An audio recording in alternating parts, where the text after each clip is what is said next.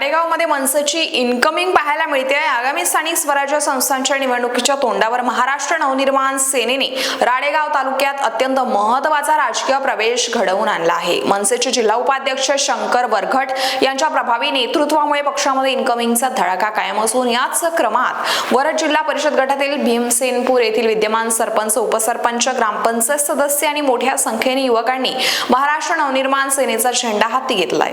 मनसे अध्यक्ष राज ठाकरे यांच्या स्वच्छ, ठाम आणि महाराष्ट्राच्या हितासाठी असलेल्या विकास विचारांवर विश्वास ठेवून हा पक्ष प्रवेश पार पडलाय।